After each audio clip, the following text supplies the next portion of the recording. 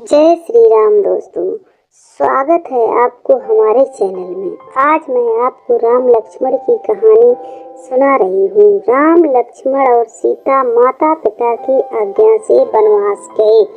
सीता माता का नियम था कि हमेशा कहानी सुनकर भोजन करती थी, पर वन में कहानी किससे कहती। भगवान राम ने कहा, मुझे सुना दो। सीता माता बोली, आप तो मेरे पतिदेव हो। तो लक्ष्मण जी बोले, मुझे सुना दो। तो सीता माता बोली, आप मेरे देवर हो। वहाँ पर पास में एक नगर था। सीता माता वहाँ गईं, जहाँ पर एक स्त्री कुएं पर पानी भर रही थी। सीता माता ने कहा, आप मेरी कहानी सुन लोगी। तो वह स्त्री बोली, मेरे पास समय नहीं है, घर पर बहुत सारा काम है।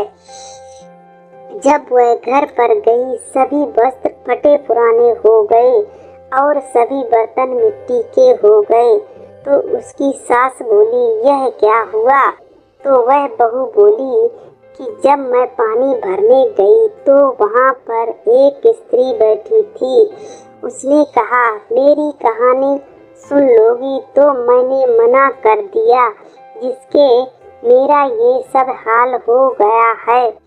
फिर वहाँ एक ब्राह्मण की स्त्री पानी भरने आई।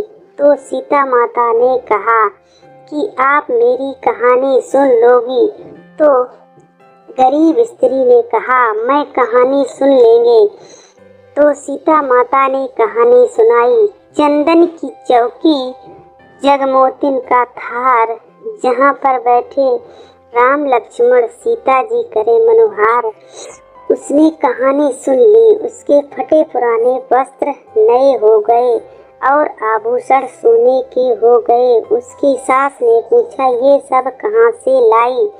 तो बोली, जब मैं पानी भरने गई थी तो वहाँ एक स्त्री बैठी थी। उसने कहा, आप मेरी कहानी सुन लोगी।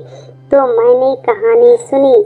हे भगवान, जैसा उस स्त्री को दिया वैसा सबको देना। जय श्री राम।